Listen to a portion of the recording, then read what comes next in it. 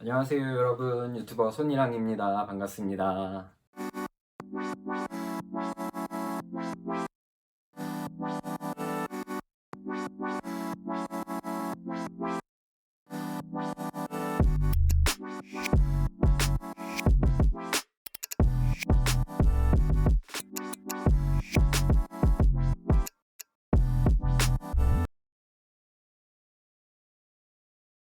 이번에는 제가 설날 전주에 친한 동생이랑 둘이서 함께 갔다 왔던 한라산 등반 브이로그 및 여행 정보를 공유해드리려고 이렇게 영상을 준비했어요. 일단은 썸네일에서도 알려드렸다시피 저희는 24시간이 걸렸어요. 제주도에 5시에 도착했고 다음날 5시 15분에 서울로 복귀하는 비행기를 탔습니다. 그리고 경비는 인당 24만 원이 들었어요. 그러니까 1시간당 만 원을 쓴 셈이죠. 그렇게 갔다 왔고 여행 일정은 3시 50분에 서울에서 출발하는 비행기를 5시에 제주 도착, 동문시장에 5시 40분 도착, 구경 및 회도 먹고 술도 한잔하고 숙소에 9시에 복귀했고 편의점 가서 등반에 필요한 물품들 먹을 걸 샀어요. 10시에 숙소에 들어와서 취침을 했고 다음날 아침 6시 기상 7시에 게스트하우스에서 한라산 쪽으로 데려다 주거든요. 8시부터 등산을 시작했어요. 하산하니 3시가 조금 넘었었는데 인증서를 받는 게 있어요. 받고 숙소에 돌아오니까 4시 정도가 되었고 다시 공항으로 가니까 4시 20분, 5시 15분 비행기를 타고 서울로 돌아왔습니다. 그렇게 해서 갔다 왔고 한라산을 가면서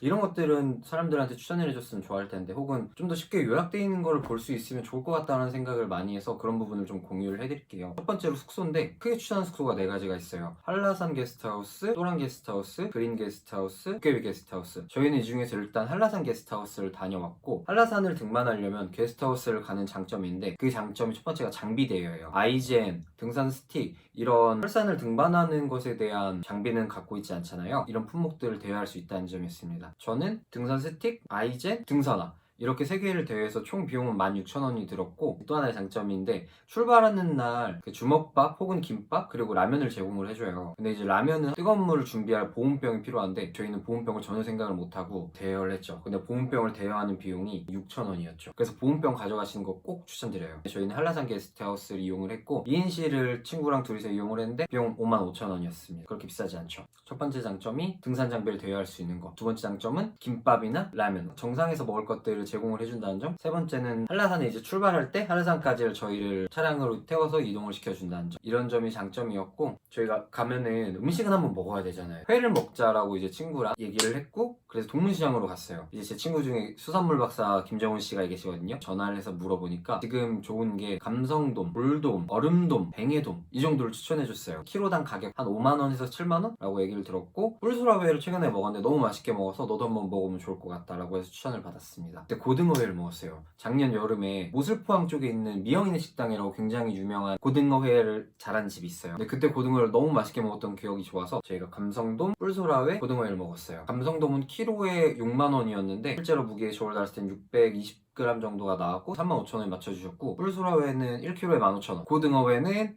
한 마리에 2만원이었습니다. 이렇게 해서 먹었고 한라산 등반 관련된 걸 소개를 해드리려고 해요. 한라산 올라가는 코스가 성판악이 있고 관음사가 있는데 저희는 성판악을 통해서 올라가서 관음사로 이제 하산을 했죠. 성판악하고 관음사 둘 다 신청하기가 지금 너무 이제 지금 경쟁이 치열해서 어디든 일단 신청이 되는 곳을 신청하시는 게 좋을 것 같은데 조금 난이도가 낮았다고 판단이 됐던 건 사실 성판악이고 관음사는 내려오는데 너무너무 힘든 거예요. 조금 체력에 본인 자신이 있으신 분이라면은 관음사를 통해서 올라가고 관음사로 내려오셔도 좋을 것 같고요. 왜냐면 관음사가 또 그 되게 절경이었고 그런 부분에서는 관음사가 좀 메리트가 있긴 한데 성판하고는 그에 비해서 길도 조금 평탄하고 경사도 부분에서도 좋았던 것 같아요. 물론 개인적인 견해입니다. 그리고 이제 제일 중요한 거 복장. 하의는 안에 기모 레깅스 하나에다가 그냥 트레이닝 팬츠를 하나 입었고 상의는 안에 기능성 티, 위에 히트텍, 그리고 맨투맨, 그리고 바람막이, 패딩도 입지 않았어요. 근데 여기서 제일 중요한 점은 안에 기능성 티를 꼭 입어줘야 해요. 땀이 나면은 안에가 젖어버려요. 이런 거 이제 젖어버리면은 체온도 급격히 떨어지고 얼죠. 날씨가 확실히 추우니까. 정상 갔을 때 정상 온도가 영하 13도쯤?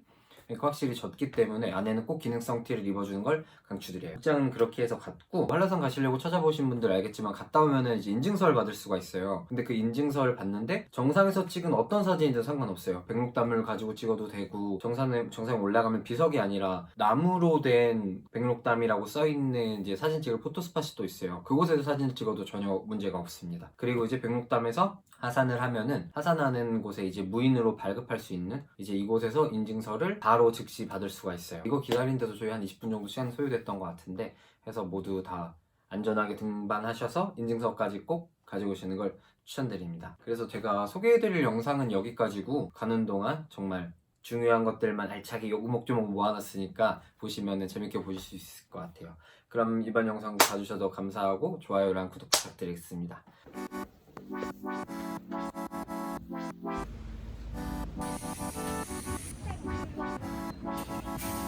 Let's get it. Let's get it. Yo.